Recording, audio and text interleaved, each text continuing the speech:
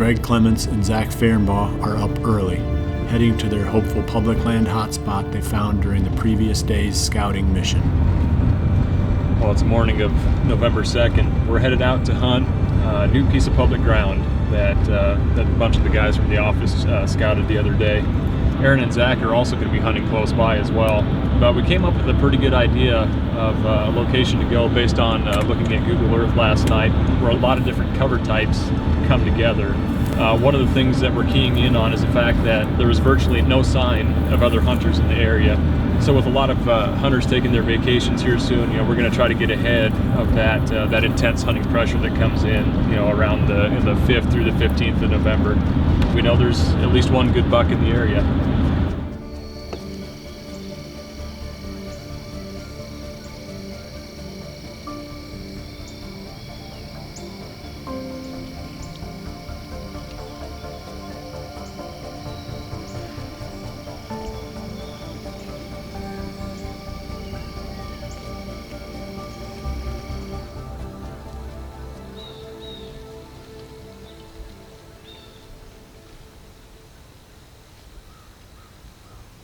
We came in here this morning and got set up in kind of an observation stand. We're playing it pretty safe, but we're in a pretty good funnel between bedding out in this marsh and then a hardwood ridge that's to the south of us.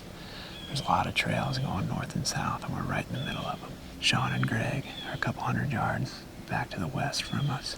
Already this morning we've seen a doe and a shooter buck following her. I just saw them for a split second going through this little finger of timber here. They could be pretty close to us yet, so we're gonna stay on our toes.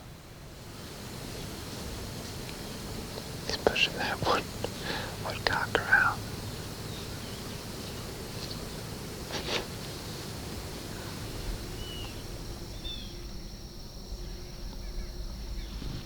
Good grief. Deer everywhere.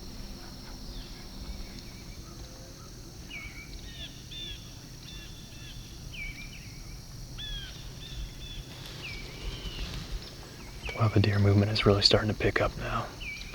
That's probably the 4th or 5th 2-year-old buck that we've seen so far. It seems like we're in the right spot.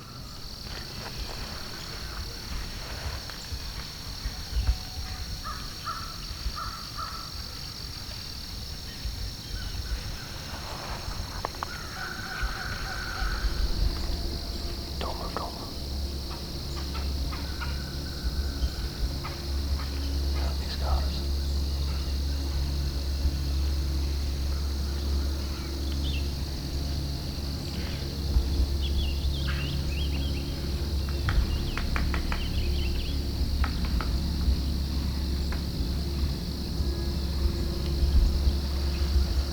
There's a dog coming from our right.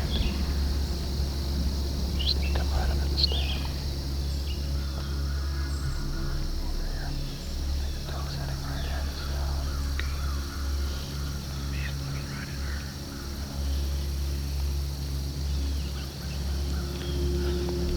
Don't move. That deer is right under the stand. It's a little spike.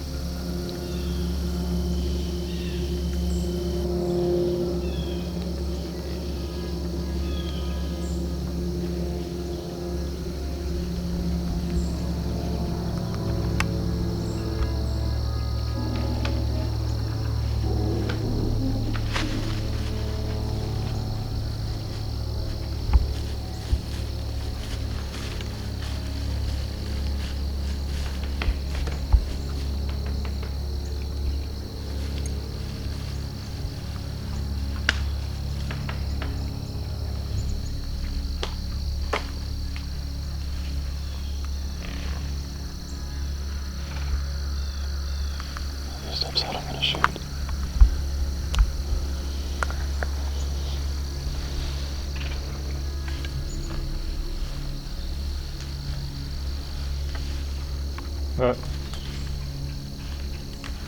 But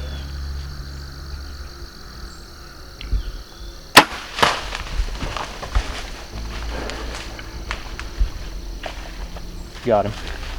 Got him, Sean. Nice shot. I'm on him.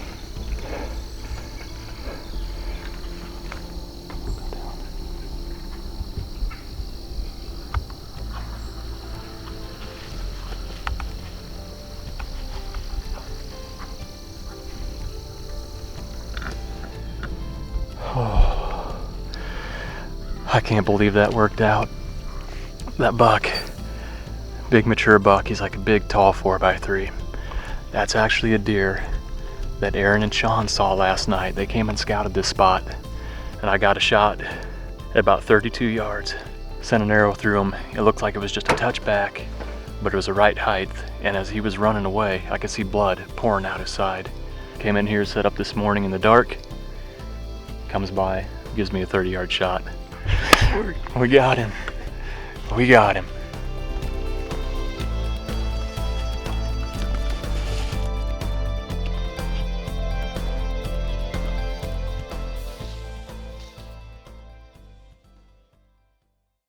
Frigid Forge Trophy Clover is my choice when creating poor man's plots, small food plots that we make on a budget using just hand tools. This seed blend has several varieties, and at least one does well in every condition. The seed germinates well and grows fast, producing a huntable food plot by the first fall. Some ground blinds leave you feeling kind of boxed in and depressed, like you are sitting in a closet with the door cracked open, but not the redneck blinds. These blinds have lots of windows, including their vertical corner windows, giving you a full field of view so you can really enjoy your time outdoors, even if you aren't exactly outdoors. A bow sight doesn't have to be complex to be effective. Good sights merely need to be rugged with durable pins, and they need to have bright aiming points that you can see during every minute of legal shooting time. That is what we get with Fuse sights, rugged simplicity.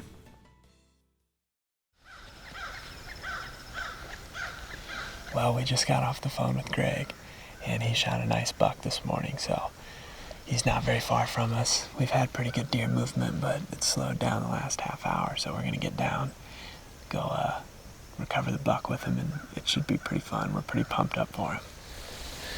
They're right up here. Let's go see what they got. Well, as we look back at the stand, you can see that we were pretty wide open there, not very high up, maybe 14, 15 feet. And just there's not a lot of cover, not much for a backdrop. Shot the buck over here. I'm gonna go try to find the arrow and see what the blood looks like.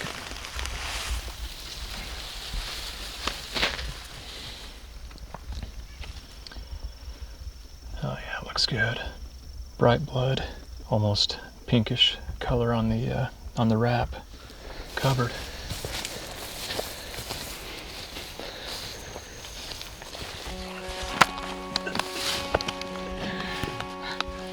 The arrow was buried under there. There's blood right away. I'm sure he's done. Yeah. Well, sweet. Let's go find him. What are the odds of picking? Getting good, Sean? You got him good? Oh, it's Dude. right here.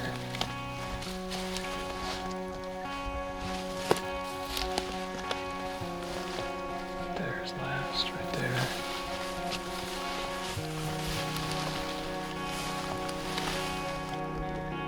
There he is. Yep. Yes, look at that deer.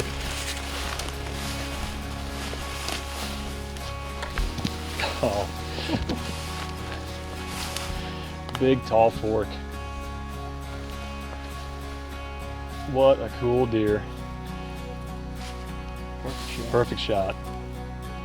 I mean, Dude, that's I figured if you guys walked far enough, you probably were gonna actually find him. our stuff is behind my range, like 20 yards right there. That's why I flagged you down, because I didn't want you to find the deer. Right. Dude, he's a toad.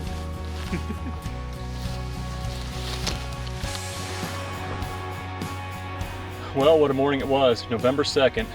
Man, he's a cool old deer. He's got a big 4-point side with a long G2, and then on the right side, he's just got a big long fork with a little sticker point. So I guess technically a 7-pointer, but what really makes the trophy with this deer is just his age. Big bodied, mature deer, big frame, tall rack.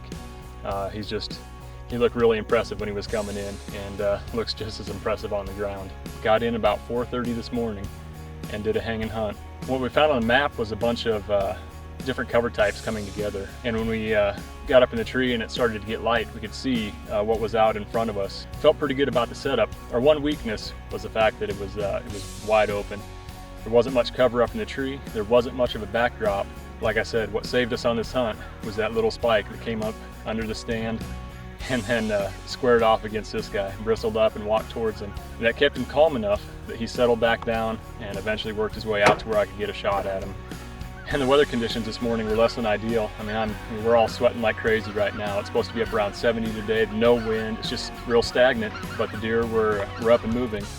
And then we did actually see another solid buck that we tried to call in for Sean to get a shot at, but he ended up going the other way. So like I said, it's just been an all-around team effort with all the guys hunting on the public land, and that's what makes it really enjoyable. To be able to strategize together, learn together, and enjoy success like this together.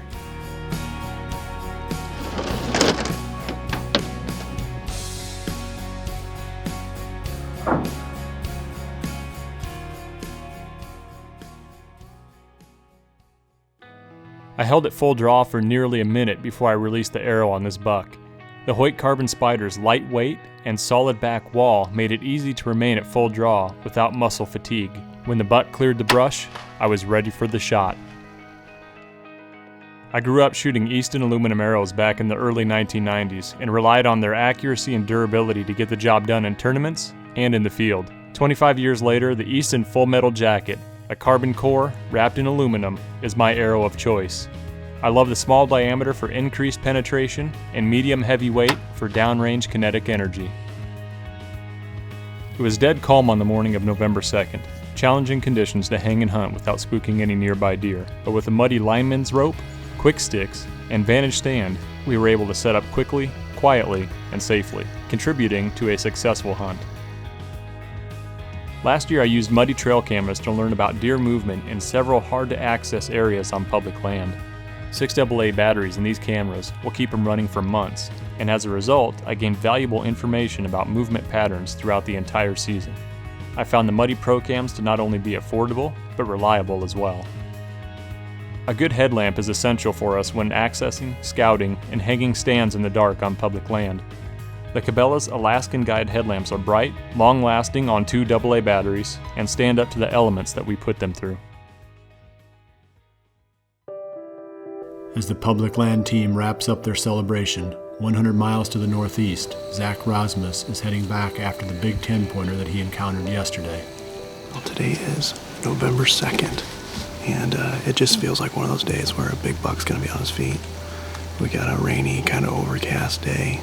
It's still in the low 60s today, but it feels cooler than that, a little breezy. Today is the first time we've had actually a north wind. We elected to come back to the twig today. The reason being, we saw some great buck activity last night, so hopefully that'll kind of continue into the night. We're really just hoping we can get these bucks cruising this ridge line somewhere and then either grunt them in or hopefully naturally funnel them through the area that we call the gate. But excited to be in the tree tonight, and hopefully we can put one on the ground.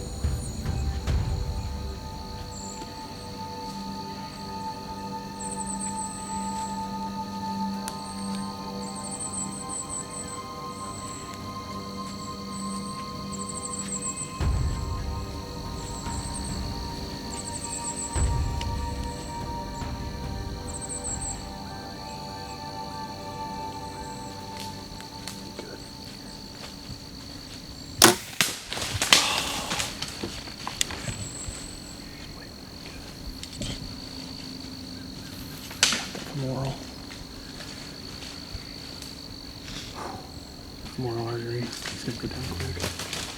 He's down. That wore me out. That might be one of the biggest roller coaster rides I've ever been on in a stand. I mean, to have a buck of that caliber, that's a nice deer. That's a big buck. They were within 50 yards for how long has it been? An hour and a half, maybe? Maybe not that long, but I rushed the shot. I knew I did, but I knew that we were going to run into the same thing we ran into before when if he would have gotten to that stuff, because I think she caught me on the draw, the doe right below me. She caught me on the draw, and I was just thinking in my head, you know, you're not going to get a shot at this deer, and I hit him back, but I'm pretty confident I hit that femoral artery, which that'll put him down pretty quick, which not exactly how you draw it up every single time, but man, that's a big deer. That's a big deer, dude. Congrats, that was man. awesome. He's down. That was awesome. 60 yards away.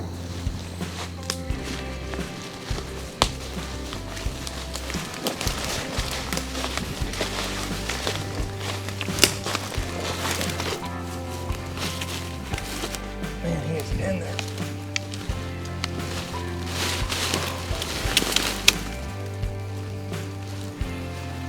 Well, we finally made it happen on November 2nd. It was kind of one of those days when we came in tonight, both Noel and I talked, that it just felt like it was right. We had a little bit of rain come through earlier today, and even rain when we were on our way out to the stand today, but that's probably, you know, the biggest roller coaster I've ever been on while hunting. Just how quick he came in the hunt. You know, it was right at, you know, right before 4 o'clock, I think is what it was, like 3:30, right in there he came in and was around the stand for what seemed like forever. Bedded down with a doe. Like I said, they were just a roller coaster from the beginning, and highs and lows, and then it ended on a definite high.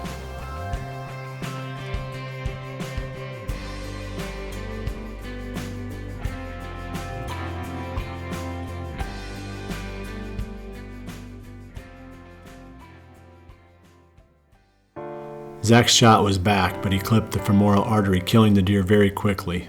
A large cutting diameter broadhead like the Rocket Hammerhead is perfect for creating large wound channels on deer, resulting in more blood loss for shots such as this. Ozonics makes two models, the HR200 and the HR300. The 200 is more affordable but lacks some of the features and produces less ozone than the 300. But even with these limitations, we have had good success fooling most of the deer most of the time using this more affordable option. One of the biggest challenges we face when planting food plots is getting larger seeds, like soybeans, in the ground at the proper depth. Doing this requires a drill or planter. You can't just throw them out in hope. This is one of the strengths of the RTP Genesis seeder. It plants large seeds at the perfect depth for consistent germination and a solid stand. While hunting public land, we hunt several different units with varying types of vegetation. We hunt anything from open grasslands to big timber, and our camo pattern of choice is Real Tree Extra. We've had success staying concealed on the ground and in a tree stand. We aren't biologists, but some of the top names in the business swear by the more than 65 minerals found in the trophy rock. It contains not only the macronutrients that you find in other products, but all the micronutrients needed in proper balance for a healthy herd. November 2nd was another epic day of increased buck movement. We continue to look ahead. The forecast can only get better, and each day brings us closer to the very best week of the season. After 10 days of tunnel vision, I now have but one buck on my mind. I don't think I will even shoot another one, no matter how big. That is how badly I want to connect the dots on Skinny. With each day I am closing in, tightening the noose. Patience remains the key to success, so I stick to the fringes and make a last-minute dash to a redneck blind. This spot would be to the extreme south end of where we've been picking up any photos of this buck Skinny. You know, I try to stay in the game whenever possible because I'm not too excited about shooting another buck, so it doesn't make a lot of sense to go other spots unless I'm just going to shoot does. But I'm trying to spend as much time as I can right around the fringes of this buck's, what we believe to be this buck's range. It's not unbelievable that he could pop out here tonight, but it would be a surprise for sure. I remain optimistic. My next moves will mirror my previous ones. Keep picking at the edge of Skinny's range, put in the time, and hope for luck. Today reminded us why we love the rut. Some of our hunters saw bucks they wouldn't see at any other time of the season. The woods just felt right. The pungent smell of fallen leaves filled the air, and the anticipation of a low grunt from nearby brush was ever present. Life could not get much better, because we are chasing November.